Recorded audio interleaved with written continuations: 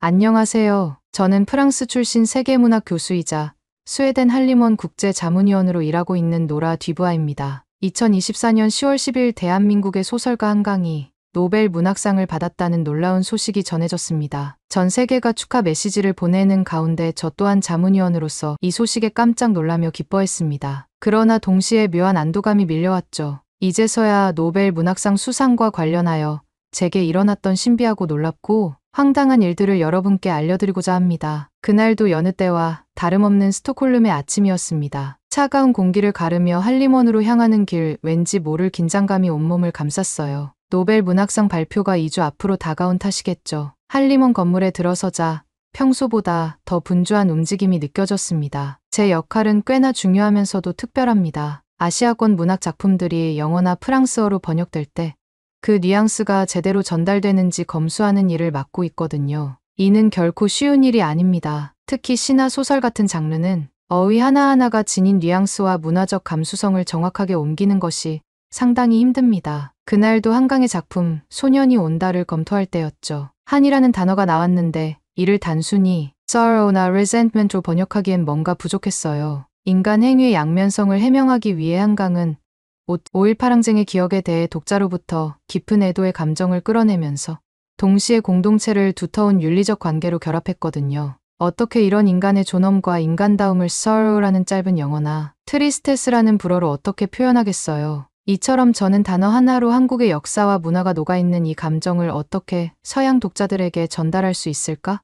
고민하다 밤을 지새운 적도 많습니다. 그렇게 매번 번역할 때 고민하고 갈등한 적이 한두 번이 아니지만 올해는 뭔가 다른 느낌입니다. 아침 식사를 하며 뉴스를 훑어보는데 중국, 일본 작가들이 유력한 후보로 거론되고 있더라고요. 그래서인지 아시아 문학에 관한 관심이 그 어느 때보다 뜨거운 것 같아요. 커피를 마시며 창밖을 바라보고 있자니 문득 저에게 항상 새로운 통찰을 주는 한국계 동료인 소피아 김이 떠올랐어요. 그래서 곧바로 그녀에게 전화를 걸고 통화하면서 이번 노벨상에 관한 생각을 물어봤죠. 그녀도 저와 같은 생각이더라고요. 이번에는 정말 예측하기 어렵다고 했죠. 후보들 모두 뛰어난 작가들이고 각국의 기대와 압박도 상당해 보인다고 말했습니다. 특히 아시아 작가들에 관한 관심이 뜨겁다는 점을 언급했는데 중국 찬쉐와 일본 무라카미 하루키 작가의 이름이 자주 거론되고 있다고 하더라고요. 그렇게 전화를 끊고 나서 저는 더욱 깊은 생각에 빠졌습니다. 이번 통화에서도 아시아 문학의 세계적 위상과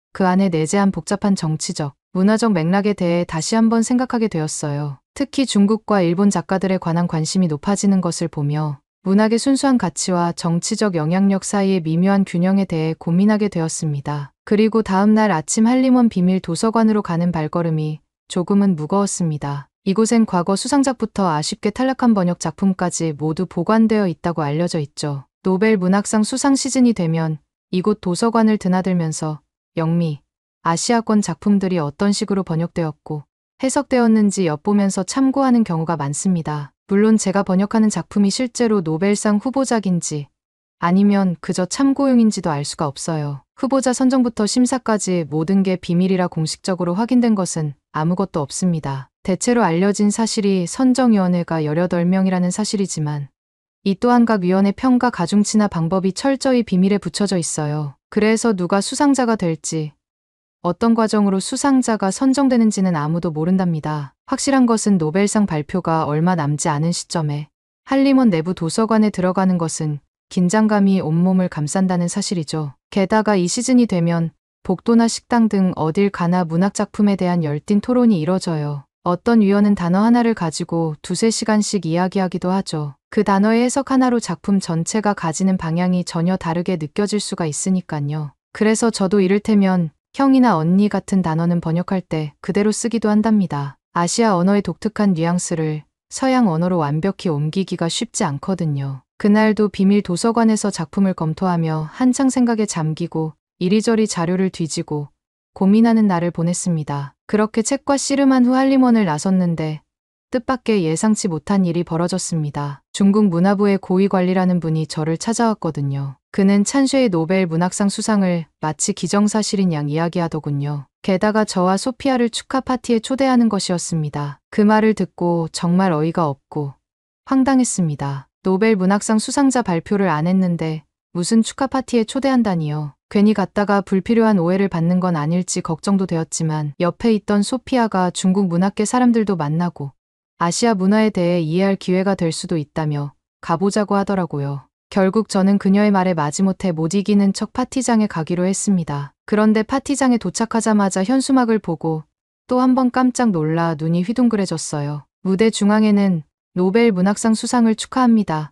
찬쉐라는 대형 현수막이 걸려 있었어요. 그곳은 마치 찬쉐의 수상이 이미 확정된 것처럼 꾸며져 있더라고요. 파티장 입구부터 찬쉐의 대형 초상화가 걸려 있었고 안으로 들어서자 그의 얼굴이 새겨진 기념품들이 즐비했습니다. 책갈피, 머그컵, 심지어 찬쉐의 작품 구절이 적힌 티셔츠까지 있더라고요. 저는 이 모든 것이 너무나 성급하단 생각이 들었지만 중국 고위 인사들의 표정에서는 득이양양한 기색이 역력했어요. 그들은 샴페인 잔을 들고 마치 승리를 자축하는 듯한 모습이었죠. 한쪽에서는 세계 각국의 언론을 위한 기자회견장을 세팅하는 준비가 한창이었고 통역사들도 미리 섭외해서 중국 관계자의 말을 듣고 안내 사항을 전달받고 있었습니다. 순간 저는 너무 놀라다 못해 황당하여 소피아를 바라봤어요. 소피아와 눈을 마주치자 그녀도 저와 같은 생각을 하고 있음을 직감했어요. 우리는 조용히 한쪽 구석으로 물러나 작은 목소리로 이야기를 나눴습니다. 소피아가 이건 좀 지나친 것 같아요. 노벨상 발표도 안 났는데 말이에요. 라고 속삭이더군요. 저도 동의할 수밖에 없었어요.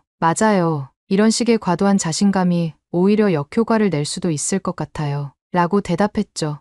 그때 문득 과거 류샤오보의 사례가 떠올랐지만 이 자리에서 꺼내기엔 부적절하다고 판단에 입을 다물었습니다. 그렇게 파티가 무르익어 갈수록 제 마음속 불편함은 점점 커졌어요. 중국 측의 이런 태도가 오히려 선정위원들에게 부담으로 작용하지 않을까 걱정되더군요. 게다가 문학의 순수성보다는 정치적인 의도가 더 강해 보이는 것 같아 안타까웠습니다. 이런 상황에서 과연 문학 작품 자체의 가치를 제대로 평가할 수 있을지 의문이 들었어요. 그러다 파티장의 한쪽에서 들려오는 고위 관리의 목소리에 귀가 쫑긋섰어요. 이번에 우리가 노벨상을 받으면 중국 문학의 위상이 한층 높아질 겁니다. 서구 중심의 문학계에 새로운 바람을 일으킬 수 있죠. 그의 목소리에는 자부심이 가득했지만 동시에 은근한 압박감도 느껴졌답니다. 마치 이 자리에 있는 모든 이들에게 중국 문학의 승리를 위해 힘을 보태라고 말하는 것 같았어요. 소피아와 눈빛을 교환했죠. 그녀의 눈에도 제 마음과 같은 고민이 어려 있었어요. 우리는 공식적인 입장을 밝힐 수 없는 처지였지만 이런 분위기가 노벨 문학상의 본질을 흐리는 것 같아 마음이 무거웠습니다. 문학의 순수한 가치 평가보다는 정치적, 문화적 승리에 더 무게를 두는 듯한 이 상황이 불편하게 느껴졌어요. 파티장을 나서면서 중국 고위 관리의 말이 자꾸 귓가에 맴돌아 저도 모르게 깊은 한숨이 나왔어요. 중국 사람이 노벨 문학상을 탔으면 좋겠다는 바람은 이해하지만 중국 고위 관리라는 사람이 문학과 예술, 그리고 노벨상의 본질에 대해 전혀 이해하지 못하는 것 같아 안타까웠습니다. 노벨상은 정치적 요인을 배제하고 이상적인 방향으로 문학 분야에서 가장 눈에 띄는 기여를 한 작가에게 수여하는 상이거든요. 한 작가가 쓴 작품 전체를 평가하며 그가 속한 나라의 문학적 풍토까지 고려하죠. 그런데 중국 고위 관료가 마치 찬쉐가 노벨 문학상을 이미 받은 것처럼 행동하는 모습이 지나치게 과도해 보여 보는 제가 다 민망할 정도였습니다. 저러다가 찬쉐가 노벨 문학상을 수상하지 못하면 저 고위 관료는 뭐가 될까 싶은 생각까지 들더라고요. 저의 고민을 눈치챘는지 그때 소피아가 제 어깨를 토닥이며 우리가 할 수 있는 건 공정하고 객관적인 시각을 유지하는 것이며 그것이 우리의 역할이라고 말해주었어요. 그녀의 따뜻한 말에 고개를 끄덕이며 동의했습니다. 그 순간 우리의 책임감이 더욱 무겁게 느껴졌어요. 한편으로는 찬쉐의 작품에 대해서도 다시 한번 생각해 보게 되더라고요. 책장에 꽂혀있는 그의 소설을 바라보며 그녀의 문학이 가진 진정한 가치는 무엇일까? 이런 외부적 요인들을 배제하고 순수하게 평가한다면 어떤 결과가 나올까? 이런 고민이 꼬리에 꼬리를 물고 이어졌습니다. 밤이 깊어질수록 더욱 선명해지는 질문들이었어요. 그러다 문득 내일 있을 무라카미 하루키를 주제로 한 일본 문학 세미나가 떠올랐습니다. 워낙 세계적인 작가이고 평소 저도 개인적으로 그의 작품을 좋아하긴 했지만 중국 축하 파티의 민망함 때문인지 이번 세미나도 왠지 모르게 긴장되었어요. 아침이 밝자 서둘러 준비를 마치고 세미나장으로 향했습니다. 도착하자마자 역시 눈을 의심할 수밖에 없었습니다. 세미나장 입구부터 하루키 팬들로 가득 차 있었거든요. 그들의 열기는 마치 인기 가수의 콘서트장을 방불케 했습니다. 팬들은 하루키의 책을 품에 안고 있었고 일부는 그의 작품 속 명대사가 적힌 피켓을 들고 있었어요. 세미나장 안으로 들어서자 더욱 놀라운 광경이 펼쳐졌습니다. 하루키의 책들이 마치 예술 작품처럼 진열되어 있었고 심지어 그의 얼굴이 프린트된 티셔츠를 입은 사람들도 눈에 띄었어요. 한쪽에서는 하루키의 작품 속 장면을 재현한 사진 명소까지 마련되어 있었죠. 이런 광경을 보니 문학 세미나라기보다는 대중문화 축제 같다는 생각이 들더군요. 학술적 토론을 기대하고 왔는데 이런 분위기에 조금은 당황스러웠습니다. 하지만 한편으로는 이렇게 열정적인 독자들이 있다는 것이 신기하기도 했고 문학이 이토록 많은 사람들의 삶에 영향을 미치고 있다는 사실에 새삼 놀랐습니다. 중국 고위 관계자의 억지, 중국 찬양보다는 인간적이고 팬 스스로가 무라카미 하루키가 좋아서 모였다는 느낌이 들었거든요. 세미나가 시작되고 얼마 지나지 않아 일본의 저명한 평론가 가메이 테츠로 씨가 연단에 섰어요. 그의 등장에 청중들은 일제히 손뼉을 쳤고 일부 팬들은 환호성까지 질렀죠. 테츠로 씨는 자신만만한 표정으로 청중들을 둘러보더니 입을 열었습니다. 그의 말 한마디 한마디에 청중들은 귀를 기울였어요. 하지만 이상하게도 그의 말투나 태도에서 뭔가 불편한 기운이 느껴졌습니다. 마치 하루키의 노벨상 수상이 이미 확정된 것처럼 이야기하고 있었거든요. 그의 문학이 얼마나 세계적인지,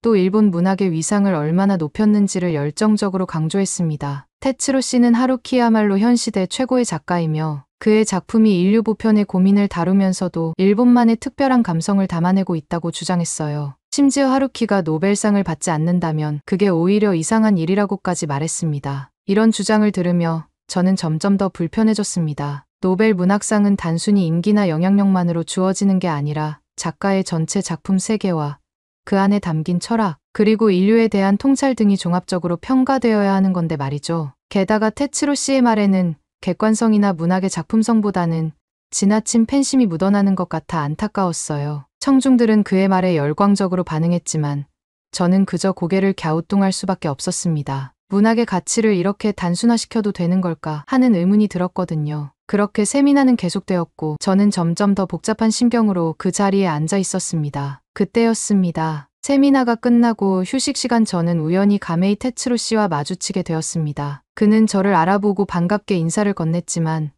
왠지 모르게 그의 눈빛에서 날카로움이 느껴졌어요. 그리고 이내 충격적이고 경악스러운 장면을 보고 말았습니다. 그때 제 옆으로 한 일본 여성 문학 연구자가 다가왔는데 갑자기 테츠로 씨의 태도가 변했거든요. 테츠로는 그 여성에게 오야, 간발의 땡땡짱이라고 말하는 걸 들었어요. 그 순간 저는 깜짝 놀랐습니다. 땡땡이라는 표현이 여성을 성적으로 비하하는 말이라는 걸 예전에 일본 문학을 번역하는 동료, 교수에게 들은 적이 있었거든요. 설마 이렇게 유명한 평론가가 공개적인 자리에서 그런 발언을 한 것이 맞는지 귀를 의심할 수밖에 없었어요. 하지만 이건 시작에 불과했어요. 그 이후 이어지는 그의 태도에 저는 입이 다물어지지 않을 만큼 경악하고 말았습니다. 테츠로 씨는 술잔을 들고 옆에 있던 또 다른 일본 여성에게 다가가더니 그녀의 어깨에 손을 올리다 못해 손을 아래로 축 늘어뜨리며 가슴팍 근처까지 손을 가져다 대는 것이 아니겠어요? 저는 옆에서 보고 있다가 그의 손이 혹시라도 그녀의 가슴에 닿지는 않을까 조마조마했습니다. 더군다나 이 자리에는 일본 관계자뿐만 아니라 미국 스웨덴 문학계 관계자들도 다 와 있었어요. 정말 숨이 막힐 것 같았습니다. 옆에 있던 소피아에게 눈짓으로 상황을 알리려 했지만 그녀는 다른 사람과 대화 중이어서 알아채지 못했어요. 이런 광경을 목격하고 나니 머릿속이 복잡해졌습니다. 문학계의 거장이라 불리는 평론가라는 사람이 이런 행동을 한다는 게 너무나 실망스러웠거든요. 게다가 일본 측 관련 사람들은 이를 당연하다는 듯이 넘어가는 모습에 더욱 충격을 받았습니다. 이런 불편한 상황이 이어지던 중 술에 취한 테츠로 씨가 갑자기 목소리를 높이며 말하기 시작했어요. 우리 일본 문학계는 이번에 꼭 무라카미 하루키가 노벨상을 수상할 것이라 확신하고 있답니다. 하루키야말로 현 시대 최고의 작가니까요. 그의 말에 주변 사람들이 박수를 치며 호응했지만 저는 그저 씁쓸한 마음뿐이었습니다. 문학의 순수성과 작가의 인격이 이렇게 분리될 수 있다는 사실이 너무나 안타까웠어요. 그리고 이런 사람들의 영향력이 노벨상 선정에 어떤 영향을 미칠지 걱정되기 시작했습니다. 세미나가 끝나고 소피아와 함께 집으로 돌아가는 길에 저는 오늘 있었던 일들에 대해 이야기를 나누었어요. 먼저 가메이 테츠로의 강연에 대한 불편함을 털어놓고 그의 지나친 팬심과 하루키에 대한 과도한 칭송이 얼마나 부적절하게 느껴졌는지 설명했어요. 그러다 문득 세미나 후 휴식 시간에 목격한 충격적인 장면도 소피아에게 말했습니다. 테츠로가 한 여성 참가자에게 오야, 간발의 땡땡짱이라며 부적절한 발언을 하는 것을 들었다고 했죠. 또 다른 여성의 어깨에 손을 올리더니 점점 아래로 내려가 가슴팍 근처까지 손을 가져다 대는 모습을 봤다고 설명했어요. 그 광경을 보며 얼마나 불편하고 조마조마했는지 주변의 다른 참가자들이 이를 무시하는 듯한 태도에 더욱 충격을 받았다고 이야기했습니다. 그러자 제 말을 듣던 소피아의 표정이 순식간에 굳어졌어요. 그 후 소피아는 충격받은 목소리로 2018년 스웨덴 할리먼에서 있었던 성추문 사건을 언급했습니다. 할리먼 종신위원 카타리나 프로스텐손의 남편이자 할리먼의 원로 격이었던 장클로드 아르노가 18명의 여성을 성땡땡한 사실이 드러나 노벨 문학상 수여가 1년 연기된 사건이었죠.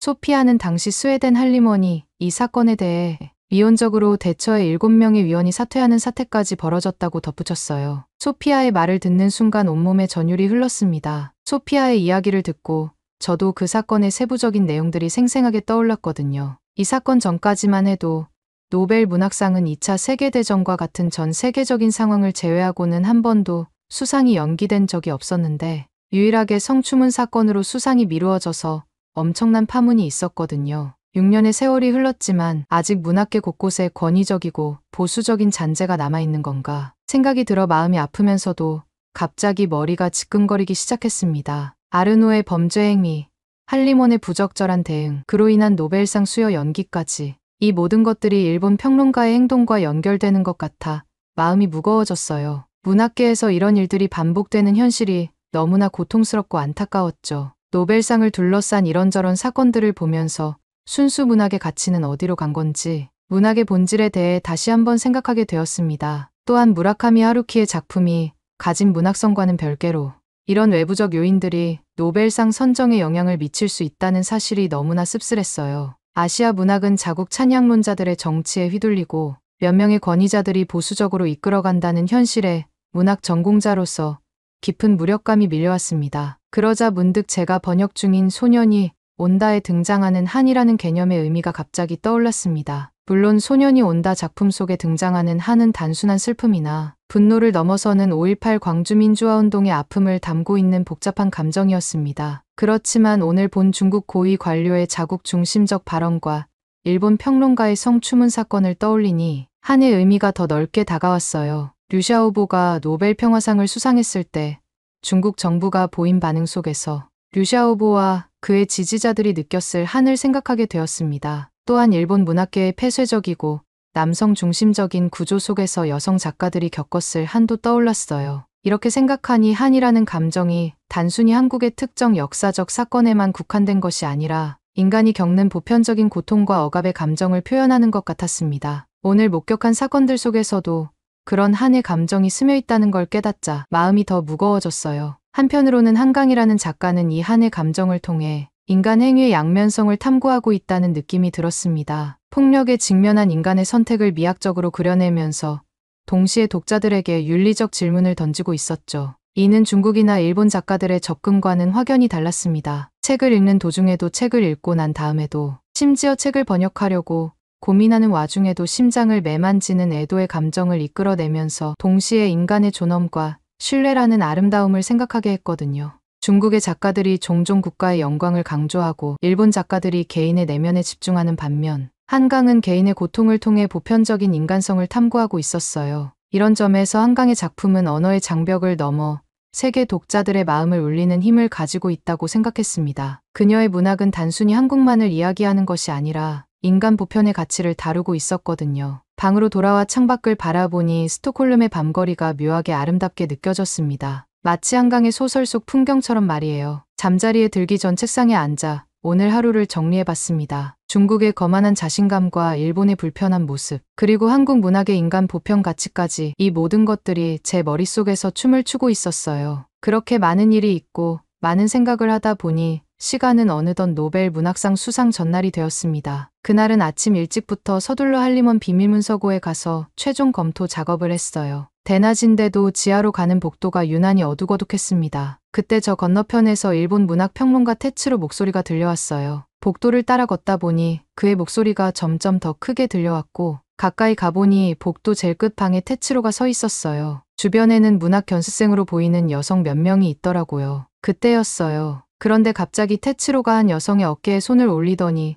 점점 아래로 손을 내리는 거예요. 저는 너무 충격적이고 놀라서 비명조차 지를 수 없을 만큼 그 자리에서 얼어붙고 말았습니다. 너무 당황해서 아무 말도 못하고 서 있었는데 그때 방 안에 한 사람이 저를 발견하고 손가락질을 했습니다. 그러자 순간 홀 안에 사람들이 저를 바라보며 웃기 시작했어요. 뭔가 못 볼 것을 봤는데 그들은 당황하지도 않고 오히려 당황한 저를 비웃기라도 하듯이 큰 소리로 웃어댔어요. 뭐지?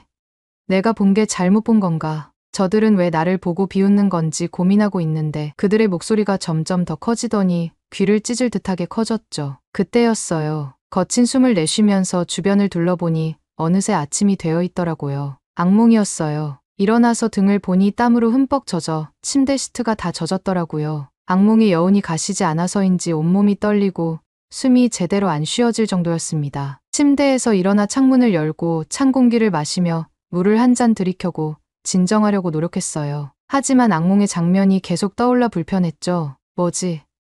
왜 내가 이런 꿈을 꾼 거지? 오늘이 노벨상 발표 전이라 긴장해서 그런 건가? 아니면 그때 테츠로 장면의 충격이 너무 커서 그런 건가? 오만 생각이 머릿속에 맴돌았어요. 이런 상황에서 객관성을 유지하면서 제가 작품 자체에 집중할 수 있을지 의문마저 들었습니다. 마음을 조금 진정시키기 위해 소피아에게 전화를 걸어야겠다는 생각이 들었어요. 그녀의 차분한 목소리가 지금의 저에게 꼭 필요할 것 같았거든요. 전화를 걸자 소피아가 받았습니다. 제 목소리에서 뭔가 이상한 점을 느꼈는지 그녀가 무슨 일이 있냐고 물었고 저는 망설임 없이 악몽 이야기를 털어놓았죠. 꿈의 내용부터 지금 불안한 마음까지 모두 이야기했습니다. 소피아는 잠시 침묵하더니 조용히 그건 단지 꿈일 뿐이지만 제 불안함은 이해한다고 말했습니다. 그러면서 우리가 맡은 역할이 얼마나 중요한지 알고 있다고 덧붙였어요. 소피아의 말에 저는 조금씩 마음이 진정되는 걸 느꼈죠. 그녀는 개인적인 감정에 휘둘리지 말고 문학작품 자체의 가치에 집중해야 한다고 조언했어요. 그녀의 조언을 들으며 깊이 고개를 끄덕였죠. 맞아요.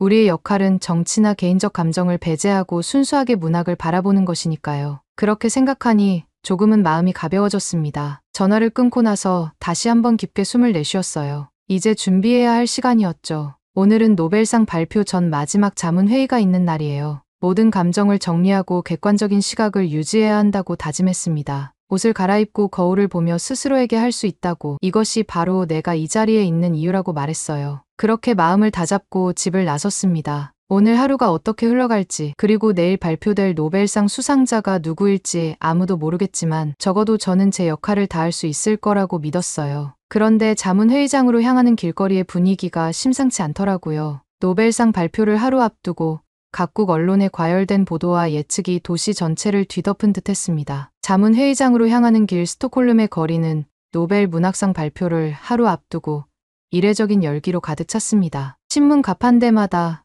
노벨 문학상 수상자는 누구? 같은 제목의 기사들이 눈에 띄었고 거리의 전광판에서는 여러 후보 작가의 얼굴이 번갈아 비치고 있었어요. 이 광경을 보며 저는 가슴이 두근거리기 시작했습니다. 한림원에 도착하자 동료들의 표정이 심각해 보였습니다. 소피아가 다가와 귓속말로 말하더군요. 일본 평론가 가메이 테츠로의 과거 행적에 대한 추가 정보를 입수했다고요. 그의 성추문 의혹이 이번이 처음이 아니었던 모양이에요. 과거에도 여러 차례 비슷한 사건이 있었지만 매번 묵인되어 왔다는 거죠. 이 말을 듣자 제 마음의 불편함이 스쳐 지나갔어요. 문학계의 이면에 숨겨진 어두운 면을 마주하는 것 같아 가슴이 무거워졌습니다. 동시에 이런 사실이 노벨상 선정에 어떤 영향을 미칠지 궁금해졌어요. 그렇게 회의실에 들어서자 긴장감이 더 커졌습니다. 각국의 대표들이 모여 있었고 저뿐만 아니라 모두들 초조한 듯 보였습니다. 회의가 시작되고 곧 은밀한 대화들이 오갔죠. 수상자 선정 하루 전날 한림원에서 들리는 모든 이야기는 함부로 허투루 들을 수 없을 만큼 중요한 정보가 될 수 있어서 더 귀를 쫑긋 세웠습니다. 각자 다들 자신만의 관점으로 수상자를 예측했고 그중 한 위원은 2012년 이후부터는 매년 남녀가 번갈아 가며 수상하는 특징이 있어서 올해는 중국의 여성 작가 찬쉐가 될 확률이 높지 않겠느냐고 말했습니다. 그러자 다른 위원은 수상자를 예측하는 영국의 유명 베팅 사이트에서는 중국 소설가 찬쉐와 호주 소설가 제럴드 머네인을 1순위로 꼽았다고 맞장구를 쳐주더라고요. 이 말들을 들으며 저는 복잡한 감정에 휩싸였어요. 한편으로는 이런 예측들이 흥미롭게 느껴졌지만 다른 한편으로는 불편함이 스쳐 지나갔습니다. 중국의 찬쉐가 수상하게 된다면 수상 작가의 작품이 정치적 해석에 휘둘리거나 국가 선전의 도구로 전락할 가능성이 매우 높아 보였거든요. 중국 고위 관계자의 자국 우월주의적 편향된 시선을 봐도 그랬고, 최근 중국 정부의 억압적인 문화정책과 통제 검열 추세를 봤을 때도 더 걱정됐어요. 일본의 경우도 마찬가지였어요. 무라카미 하루키가 항상 유력한 후보로 거론되지만 최근 일본 문학계의 성추문 스캔들과 가메이 테츠로와 같은 논란 많은 평론가의 영향력을 생각하면 마음이 편치 않았습니다. 과연 이런 상황에서 순수하게 문학적 가치만으로 수상자를 선정할 수 있을까 하는 의문이 들었어요. 결국 노벨 문학상은 단순히 문학적 성취를 넘어 정치적, 사회적 의미를 갖게 되고 언어를 뛰어넘어 인간 보편 가치의 존중과 휴머니즘으로 나타나야 한다는 생각이 들었어요. 이런 깊은 고민을 안고 저는 노벨 문학상 발표 당일을 맞이했습니다. 스톡홀름의 아침은 그 어느 때보다 긴장감 넘치는 분위기였어요. 도시 전체가 마치 숨을 죽이고 있는 듯했죠. 거리를 걸으며 저는 올해의 수상자가 과연 이런 노벨 문학상의 의미를 충실히 반영할 수 있는 작가일지 궁금해했습니다. 한림원으로 향하는 발걸음이 무거워지는 걸 느끼며 저는 문학의 진정한 가치와 그것이 세상에 미칠 영향에 대해 깊이 생각했어요. 이런 생각들을 안고 한림원에 도착했을 때 주변의 긴장된 분위기가 저의 내적 고민을 더욱 증폭시켰습니다. 오늘 발표될 수상자가 단순한 문학적 업적을 넘어 어떤 방식으로 인류의 보편적 가치를 대변하고 휴머니즘을 표현할지 기대와 불안이 교차했어요. 그리고 그 순간 저는 이 모든 기대와 고민이 곧 현실이 되리라는 것을 정말 눈꽃만큼도 예감하지 못했습니다. 그렇게 한림원으로 향하는 길에 제 심장은 마치 타악기처럼 빠르게 뛰고 있었고 해보니 이미 전 세계의 기자들과 문학계 인사들로 북적거렸습니다. 발표 시간이 다가올수록 회의장의 공기는 점점 더 무거워졌고 마치 시간이 멈춘 듯했죠. 주변을 둘러보니 모든 사람의 얼굴에 긴장감이 역력했습니다. 누군가는 손톱을 물어뜯고 있었고 다른 이는 끊임없이 다리를 떨고 있었어요. 저도 모르게 손바닥에 땀이 배어나오는 걸 느꼈습니다. 그리고 마침내 그 순간이 왔어요. 한림원 사무총장이 단상에 올랐을 때 회의장 전체가 숨을 멈춘 것 같았습니다. 그의 모든 발걸음이 마치 느린 동작처럼 느리게 느껴졌어요. 사무총장이 마이크 앞에 서자 방 안의 공기가 더욱 무거워졌습니다. 그의 목소리가 회의장에 울려 퍼졌을 때 저는 심장이 멎는 줄 알았어요. 그 짧은 순간 동안 온갖 생각들이 머릿속을 스쳐 지나갔습니다. 찬쉐일까? 하루키일까? 아니면 전혀 예상치 못한 누군가? 그리고 마침 알름 스웨덴 한림원 사무총장이 기다리던 2024년 노벨 문학상 수상자를 발표했죠. Nobel Prize in Literature for 2024 is South Korean author Han Kang. 순간 저는 제 귀를 의심했어요. 마치 천둥이 내 머리 위에서 쳤다는 듯한 충격이었죠. 한강이라고요? 그녀는 후보로 거론조차 되지 않았었는데 놀라움과 함께 이상한 흥분이 제 온몸을 휘감았습니다. 심장이 마구 뛰기 시작했고 얼굴이 화끈거리는 걸 느꼈어요. 주변에서 환호성과 박수 소리가 터져나왔지만 그 소리들이 마치 멀리서 들리는 것처럼 느껴졌죠. 저는 여전히 얼떨떨한 상태로 그 자리에 굳어 있었습니다. 누군가가 제 어깨를 툭툭 치며 축하한다고 말하는 것 같았지만 그 말도 제대로 들리지 않았더라고요. 그러다 문득 제 얼굴에 미소와 함께 가슴이 벅차오르면서 동시에 중국과 일본이 수상하지 않았다는 사실에 묘한 안도감이 밀려왔습니다. 마치 무거운 짐을 내려놓은 듯한 느낌이었죠. 중국의 문화 통제나 일본 문학계의 성추문 논란 등이 수상에 영향을 미치지 않았다는 점이 다행스러웠습니다. 이는 노벨위원회가 정치적 압력이나 외부 요인에 흔들리지 않고 순수하게 문학성만을 평가했다는 증거 같았어요. 그 생각을 하니 가슴 한편이 따뜻해지는 걸 느꼈습니다. 발표 직후 회의장은 순식간에 열기로 가득 찼습니다. 마치 폭풍이 지나간 후에 바다처럼 술렁이기 시작했어요. 여기저기서 한강의 작품에 관한 토론이 벌어졌고 그녀의 문학 세계에 대한 열띤 논의가 오갔습니다. 하지만 모든 이들이 이 결과를 환영한 것은 아니었어요. 중국 대표단의 표정이 굳어있는 것이 보였고 일본 측에서도 실망감을 감추지 못하는 눈치였습니다. 특히 가메이 테츠로는 얼굴이 불그락불락해지며 빠르게 자리를 떠났어요. 이런 반응을 보며 저는 다시 한번 문학의 힘을 실감했습니다. 한 작가의 작품이 이렇게 다양한 감정과 반응을 불러일으킬 수 있다니, 그리고 그 작품이 국경과 문화의 장벽을 넘어 세계적으로 인정받을 수 있다는 사실이 경이로웠어요. 한강의 수상은 단순한 한 작가의 승리를 넘어서는 역사적인 사건이었습니다. 123년이 흐르는 동안 노벨 문학상을 받은 아시아 국적의 작가는 단 5명뿐이었고 아시아 여성 작가로는 한강이 처음이라는 사실이 저를 더욱 놀라게 했어요. 특히 한국 문학의 거장 고은과 황석영, 그리고 매년 유력 후보였던 무라카미 하루키를 제치고 한강이 수상했다는 점이 인상적이었습니다. 이런 큰 성과에도 불구하고 한강은 어린 시절부터 접한 모든 작가에게서 영감을 받았다며 겸손함을 잃지 않았다는 소식을 들었을 때 중국과 일본 관계자에게 느낄 수 없었던 그녀의 인품에 다시 한번 감동했어요. 한강의 수상은 한국 문학의 승리이자 아시아 문학의 승리, 그리고 세계 문학의 승리였습니다. 그녀의 작품이 보여주는 보편적 인간성과 특유의 문학적 깊이, 그리고 한이라는 독특한 정서가 국경과 문화의 장벽을 넘어 인정받았다는 사실에 깊은 감명을 받았어요. 이 순간 저는 문학의 힘과 그것을 세계에 전달하는 국제 자문위원으로서 제 역할의 중요성을 다시 한번 깨달았습니다. 오늘 사연은 여기까지입니다. 어떻게 들으셨나요? 소설가 한강의 노벨 문학상 수상이 123년 역사상 여자로서 처음이라니 정말 놀랍습니다. 오늘 사연이 재미있으셨다면 구독 버튼 한 번만 꼭 눌러주십시오. 댓글도 많이 달아주시고요. 저는 더 좋은 사연으로 찾아뵐게요. 감동 도서관이었습니다. 감사합니다. 이건 단순한 언어 학습이 아니야. 두뇌 전체가 하나의 생명체처럼 빛나고 있어. 여기 하버드 대학 총장실에서 프로젝트 발표를 보고 사람들이 기겁하고 있는데요. 과연 무슨 일이 있었던 걸까요?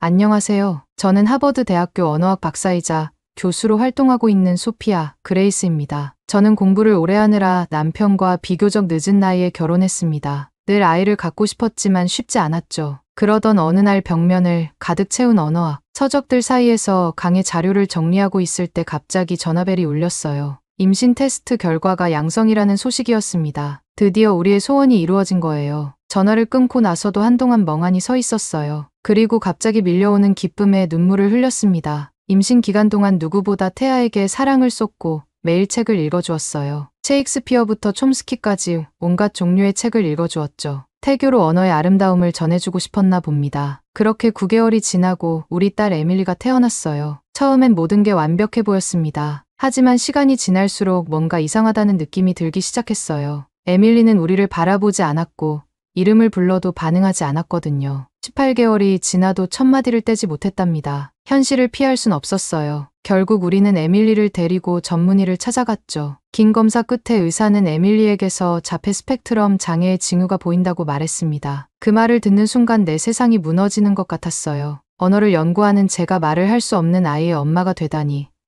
이게 무슨 운명의 장난일까 생각했죠. 저는 여전히 매일 밤 에밀리에게 책을 읽어주었지만 그 아이의 눈빛은 늘 먼 곳을 향해 있었습니다. 제 목소리가 그 아이에게 닿지 않는 것만 같아 가슴이 아팠어요. 우리의 힘겨운 싸움이 시작되었습니다. 온갖 치료법을 시도해봤어요. 언어 치료, 행동 치료, 음악 치료, 미술 치료까지 하지만 큰 변화는 없었죠. 에밀리는 여전히 자기만의 세계에 갇혀 있었습니다. 모든 희망이 사라진 것만 같았죠. 그러던 어느 날 마치 운명의 장난처럼 연구실에서 한 동료를 만나게 되었어요. 김지훈 박사라는 한국계 미국인이었는데 그의 등장이 우리 가족의 인생을 바꿔놓게 될 줄은 그때는 몰랐답니다. 김 박사는 제 고민을 눈치챘는지 따뜻한 미소로 다가왔어요. 그의 부드러운 말투에 저도 모르게 마음의 문을 열게 되었죠. 그는 자신의 집에 놀러 오라며 저를 초대했습니다. 김 박사에게는 소연이라는 딸이 있었는데 에밀리와 비슷한 나이였거든요. 처음에는 망설였답니다. 에밀리가 다른 아이와 어울리는 걸 본 적이 없었으니까요. 하지만 새로운 시도를 해봐야 한다는 생각에 용기를 내어 초대를 받아들였어요. 그 결정이 우리 가족에게 얼마나 큰 변화를 가져올지 그때는 상상조차 하지 못했죠. 김 박사의 집을 방문한 날 예상치 못한 일이 벌어졌어요. 처음에 에밀리는 여느 때와 다름없이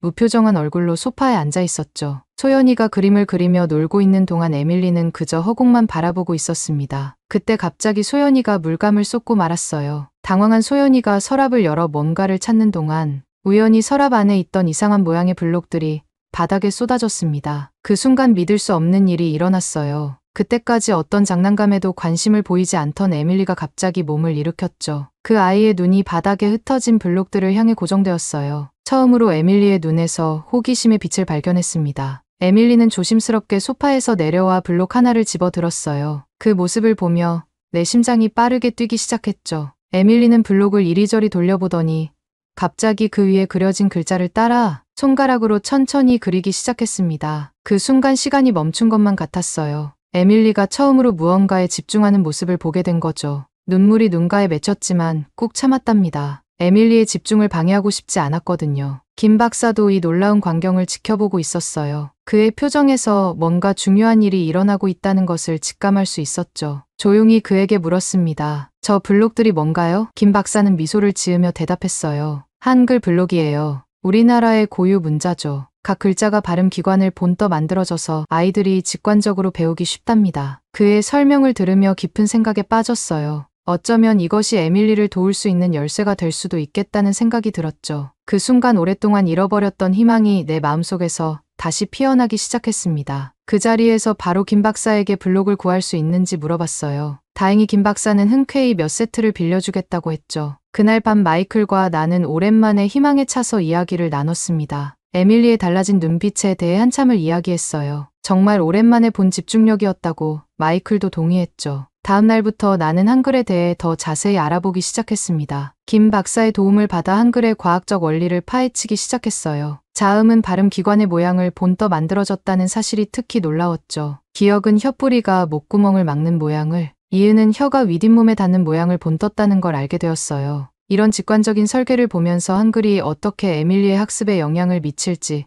정말 궁금해졌습니다. 언어학자로서의 호기심과 엄마로서의 기대가 뒤섞여 가슴이 설레었어요. 이제 본격적으로 한글과 에밀리의 인지 발달 사이의 관계를 연구해야겠다는 결심이 섰죠. 그러나 하나의 사례만으로는 과학적 근거가 부족했어요. 더 많은 데이터가 필요했습니다. 몇 주 동안 준비 끝에 드디어 연구를 위한 실험을 시작했어요. 에밀리를 포함한 20명의 자폐 스펙트럼 아이들을 대상으로 했죠. 각 아이의 부모님께 연구의 취지를 설명하고 동의를 구하는 과정이 쉽지만은 않았어요. 하지만 새로운 희망을 품은 부모님들의 눈빛을 보며 이 연구의 중요성을 다시 한번 실감했습니다. 실험실은 아이들이 편안함을 느낄 수 있도록 꾸몄어요. 벽에는 밝은 색의 그림들을 걸고 부드러운 음악을 틀어놓았죠. MRI 기계의 위협적인 모습을 가리기 위해 우주선 모양의 커버도 씌웠답니다. 아이들에게 영어, 중국어, 일본어, 그리고 한글로 된 간단한 단어들이 적힌 카드를 보여주었어요. 사과, 엄마, 사랑 같은 친숙한 단어들이었죠. 각 언어별로 10개의 단어를 준비했는데 아이들이 이해할 수 있는 수준의 단어들로 골랐어요. 아이들은 MRI 기계 안에 누운 채로 화면에 나타나는 단어들을 소리 내어 읽었습니다. 어떤 아이들은 처음에 겁을 먹기도 했지만 부모님의 응원과 연구진의 따뜻한 격려에 점차 적응해 갔어요. 데이터 수집에만 2주가 걸렸죠. 그리고 마침내 분석 결과가 나왔습니다. 그 순간 저는 제 눈을 의심할 수밖에 없었어요. 결과는 그야말로 충격적이었습니다. 스크린에 나타난 뇌 영상들을 보며 제 심장은 빠르게 뛰기 시작했어요. 다른 언어들과는 완전히 다른 패턴이 한글을 읽을 때 나타났거든요. 마치 잠자고 있던 뇌의 여러 부분이 동시에 깨어나는 것 같았어요. 특히 놀라웠던 건 평소에 활성화되지 않던 영역들이 한글을 읽을 때는 밝게 빛나고 있다는 거였죠. 이건 단순한 차이가 아니었어요. 마치 뇌 전체가 축제를 벌이는 것 같은 모습이었답니다. 흥분된 마음을 진정시키고 데이터를 자세히 살펴보기 시작했어요. 각 언어별로 뇌 활성화 패턴을 비교해 보니 놀라운 차이점들이 눈에 들어왔습니다. 영어를 읽을 때 아이들의 뇌는 주로 좌반구의 브로카 영역과 베르니케 영역만 활성화되었어요. 이는 전형적인 언어 처리 패턴이지만 자폐 아이들에게는 이 영역들의 활성화가 평소보다 낮았죠. 중국어를 읽을 때는 양쪽 반구의 시각 처리 영역이 강하게 반응했어요. 복잡한 한자를 인식하느라 뇌가 열심히 일하는 모습이었죠. 일본어의 경우는 더 흥미로웠어요. 히라가나를 읽을 때 특별히 활성화되는 뇌 부분이 없고 아주 작은 자극점만이 퍼져 있었어요. 그런데 마지막 한글을 읽을 때의 뇌 활성화 패턴을 보고 저는 말 그대로 숨이 멎는 것 같았어요. 좌우 반구가 균형 있게 활성화되는 모습이 화면에 나타났거든요. 특히 두뇌 인지 발달의 중요한 영역들이 동시에 활성화되는 모습은 그야말로 경이로웠어요. 전두엽의 실행 기능 영역, 두정엽의 공간 처리 영역, 그리고 측두엽의 청각 처리 영역이 마치 하나의 유기체처럼 조화롭게 작동하고 있었거든요. 이건 정말 도저히 믿을 수 없는 광경이었어요. 이건 단순한 언어 학습이 아니야. 저도 모르게 떨리는 목소리로 중얼거렸죠. 한글을 배우는 것이 언어를 익히는 것을 넘어서 두뇌 전체의 인지 발달을 촉진시키고 있어. 화면 속 뇌 영상은 마치 살아있는 생명체처럼 빛나고 있었어요. 한글이 시각, 청각, 운동 영역을 통합적으로 자극하면서 동시에 고차원적 사고와 관련된 영역까지 활성화시키는 모습이 너무나 선명했거든요. 이건 마치 뇌 전체가 하나의 웅장한 교향악을 연주하는 것 같았어요. 각각의 영역들이 서로 다른 악기가 되어 아름다운 하모니를 만들어내고 있었죠. 그 순간 저는 깨달았어요. 우리가 발견한 것은 단순한 문자 체계가 아니라 인간의 인지 능력을 전방위적으로 발달시킬 수 있는 놀라운 도구라는 것을요. 한글이 가진 이 특별한 힘이 자폐 아이들에게 어떤 변화를 가져올 수 있을지 생각하니 가슴이 뜨거워졌습니다. 그런데 문제는 이 충격이 이게 시작일 뿐이었다는 점입니다. 더 놀라운 발견은 그 다음이었어요. 시간이 지날수록 한글을 읽을 때 아이들의 뇌 구조가 변화하는 모습이 관찰된 거죠. DTI 검사 결과를 보면서 저는 눈물이 날 것 같았어요. 신경 가소성이 증가하고 언어 처리 영역들 사이의 연결이 강화되는 것이 눈에 보이듯 선명했거든요. 신경 가소성이란 가장 중요한 뇌 기능 중에 하나예요. 새로운 경험이나 학습에 따라 자신을 재구성하고 적응하는 능력을 말해요. 마치 플라스틱처럼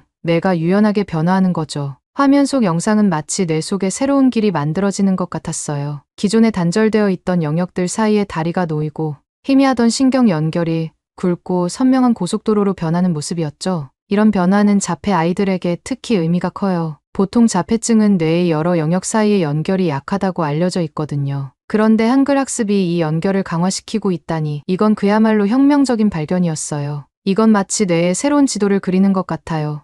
저도 모르게 감탄사가 나왔죠. 한글이 단순히 문자를 가르치는 것이 아니라 뇌 자체를 재설계하고 있다는 사실에 가슴이 벅차올랐습니다. 이런 변화가 아이들의 실제 생활에 어떤 영향을 미칠지 상상하니 눈물이 날 것 같았어요. 의사소통의 벽을 넘어 세상을 이해하고 표현하는 새로운 방식을 얻게 될 수도 있다는 희망이 보였거든요. 이런 놀라운 발견들을 종합해 보니 한글이 단순한 문자 체계를 훨씬 넘어선다는 확신이 들었어요. 이건 인지 발달과 뇌 기능 향상을 위한 완벽한 도구였죠. 특히 자폐 스펙트럼 장애가 있는 아이들에게 한글 학습이 새로운 희망이 될 수 있다는 생각에 가슴이 뛰었습니다. 600년 전에 세종대왕이 오랜 암흑 속에서 괴로워하는 우리 아이들을 위해 밝은 빛을 만들어 주신 것 같았어요. 세종대왕의 애민정신이 대한민국을 넘어 전 세계 사람들에게 미친다고 생각하니 온몸에 전율이 흘렀어요. 이 깨달음은 제 연구에 새로운 의미와 사명감을 불어넣었습니다. 이제 우리의 연구가 세종대왕의 꿈을 현대에 실현하는 통로가 될 수 있다는 생각에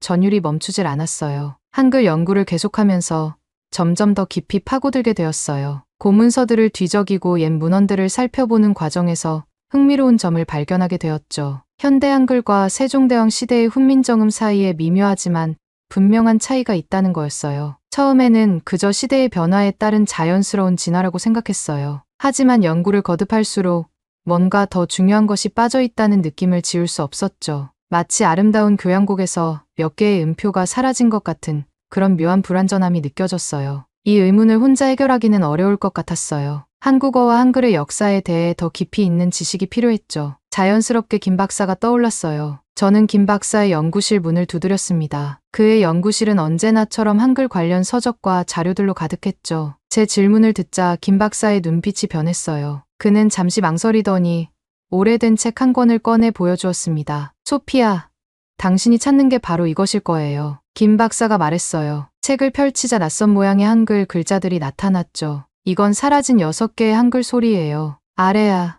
여린이, 예시응, 반시옷, 옐린, 옛잔이라고 해요. 그 순간 저는 전율을 느꼈어요. 마치 오래된 보물을 발견한 것 같았죠. 이 소리들은 왜 사라진 거예요? 제가 물었습니다. 김 박사의 표정이 어두워졌어요. 이건 우리 역사의 아픈 부분이에요. 이 소리들은 일제강점기 동안 의도적으로 제거되었어요. 일본의 언어 말살 정책의 일환이었죠. 그의 설명을 들으며 가슴이 아팠어요. 한민족의 정체성을 지우려는 시도가 이렇게 언어에까지 미쳤다니. 하지만 동시에 이 발견이 가져올 가능성에 흥분되기 시작했습니다. 이 소리들을 복원하면 어떻게 될까요? 제가 물었어요. 김 박사의 눈이 반짝였습니다. 그건 정말 혁명적인 일이 될 거예요. 이 소리들을 복원하면 한글로 거의 모든 자연의 소리를 표현할 수 있게 돼요. 세계 어느 언어의 발음도 정확하게 옮길 수 있죠. 이 말을 듣는 순간 제 머릿속에서 번개가 쳤어요. 이것이 바로 우리가 찾던 열쇠였던 거예요. 자폐 스펙트럼 아이들을 위한 더 효과적인 언어 교육 방법, 그리고 한글을 진정한 세계 문자로 만들 수 있는 방법이었죠. 그날 밤늦게까지 김 박사와 함께 이 사라진 소리들에 대해 연구했습니다. 각 소리의 특성과 발음법 그리고 그것들이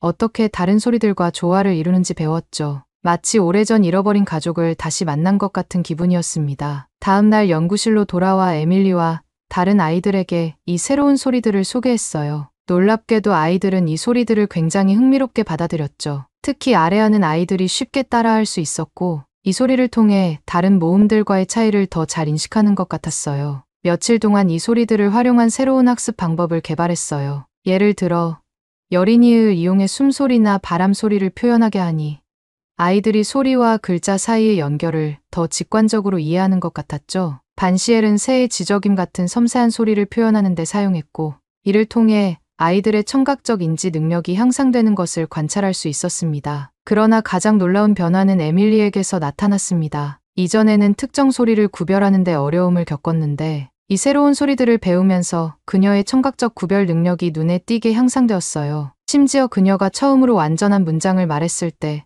저는 눈물을 참을 수 없었죠. 그 순간 저는 우리가 정말 중요한 것을 발견했다는 확신이 들었어요. 이건 단순히 잃어버린 소리를 되찾는 것이 아니라 많은 아이들에게 새로운 의사소통의 기회를 제공하는 것이었죠. 연구 결과를 정리하면서 이 발견이 가져올 수 있는 더 큰 변화에 대해 생각해 보았어요. 한글이 정말로 모든 소리를 표현할 수 있는 완벽한 문자 체계가 된다면 이는 전 세계의 언어 학습과 의사소통 방식을 혁명적으로 바꿀 수 있을 것 같았죠. 특히 자폐 스펙트럼 장애가 있는 아이들에게 이것은 더욱 큰 의미가 있을 거예요. 소리와 의미를 더 정확하게 연결할 수 있게 되면 그들의 언어 습득과 의사소통 능력이 크게 향상될 수 있을 테니까요. 그러나 동시에 무거운 책임감도 느꼈어요. 이 소리들이 일제강점기에 의도적으로 제거되었다는 사실은 우리가 단순히 언어학적 발견을 넘어 역사적 정의를 바로 세우는 일을 하고 있다는 것을 의미했죠. 우리의 연구가 한 민족의 상처를 치유하고 잃어버린 문화적 유산을 되찾는 데 기여할 수 있다는 생각에 가슴이 벅차올랐습니다. 김 박사와 함께 이 발견을 어떻게 세상에 알릴지 고민했어요. 단순히 학술적인 발표를 넘어 이 소리들을 실제 교육 현장에 도입하고 대중화하는 방안을 모색하기로 했습니다. 우리의 발견이 가져올 변화의 가능성에 가슴이 뛰었어요. 하지만 이 연구를 계속하기 위해서는 대학의 지원이 절실했죠. 첫 번째 난관은 대학 내부에서 왔어요.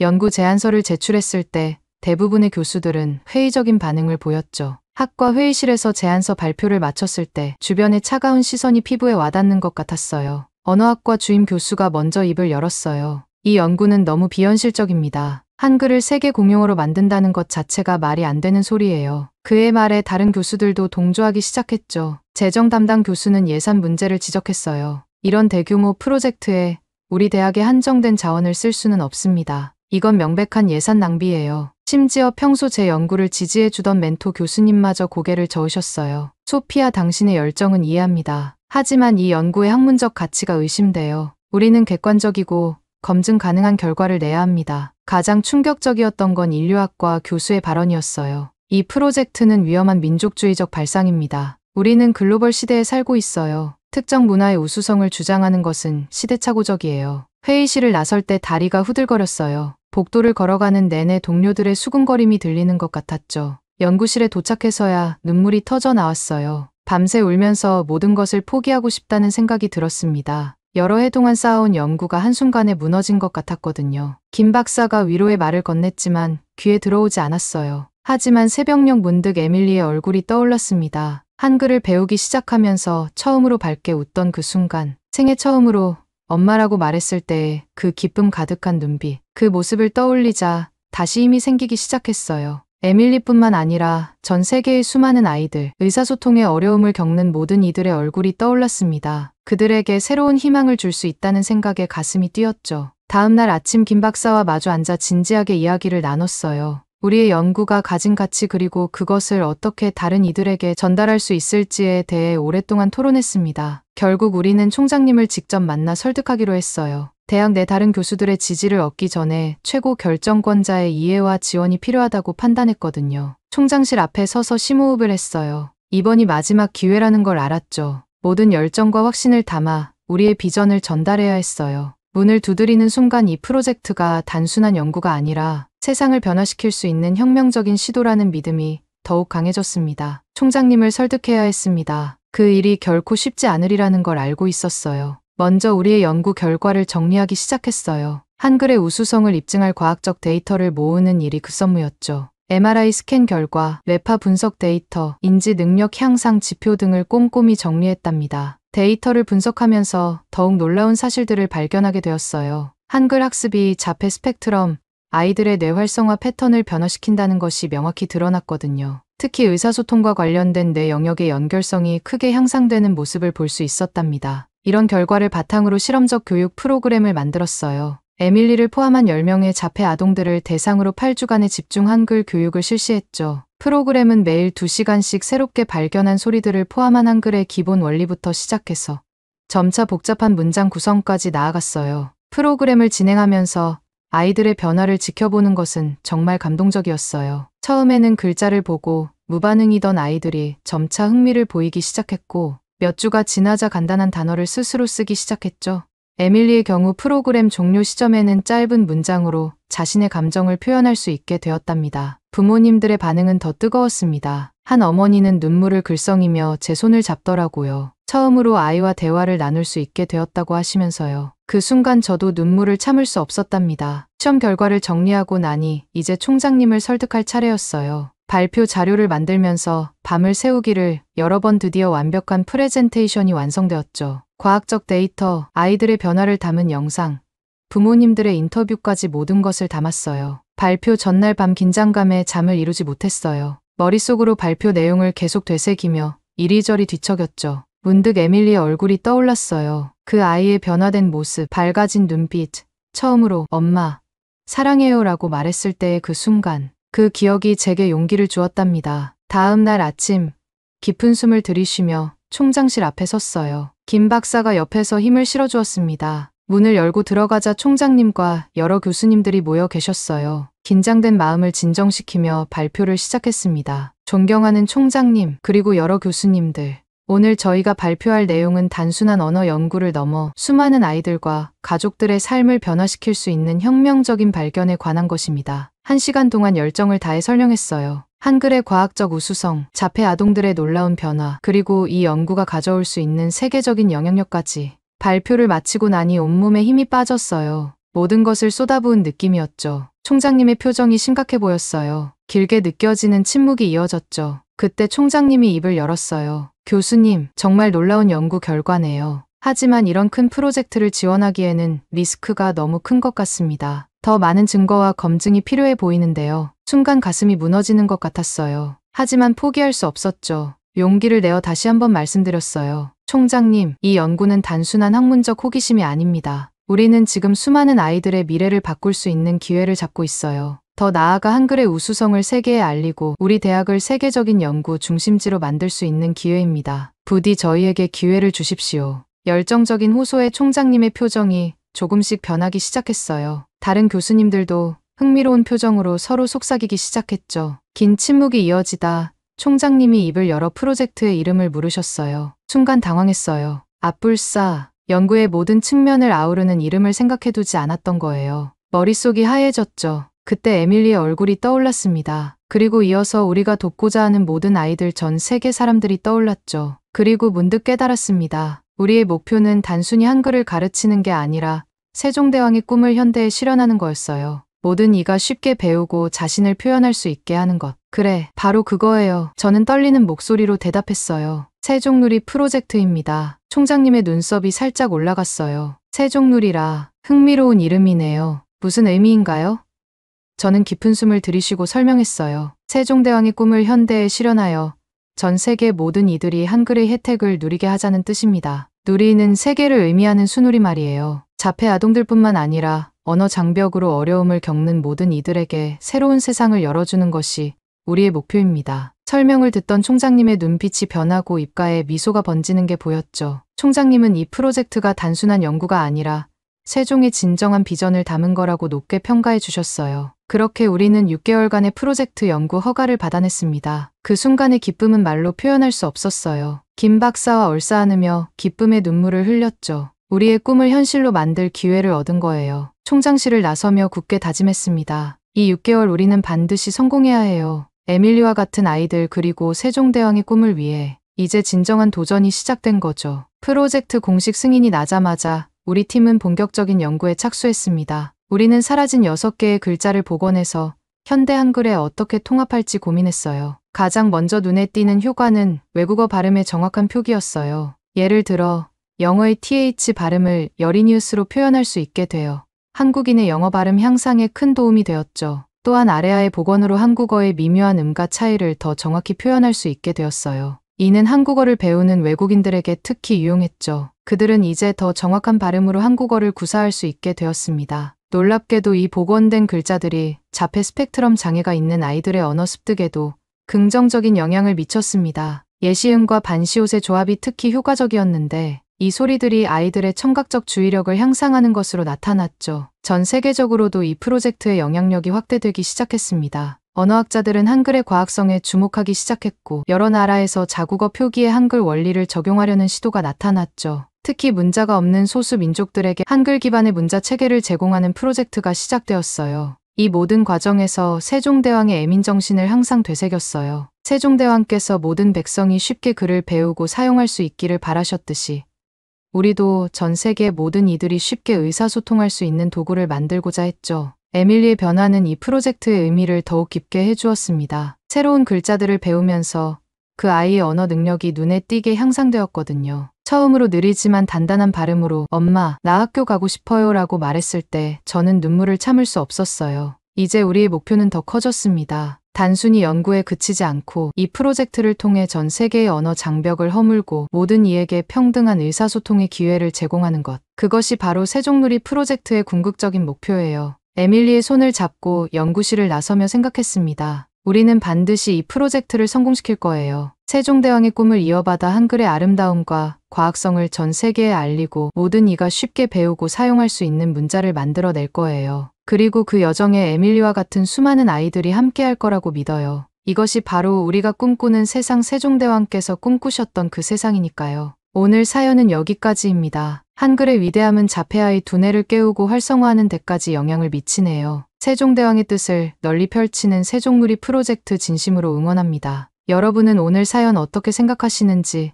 댓글 많이 달아주세요. 저는 더 좋은 사연으로 돌아오겠습니다. 감동 도서관이었습니다. 감사합니다.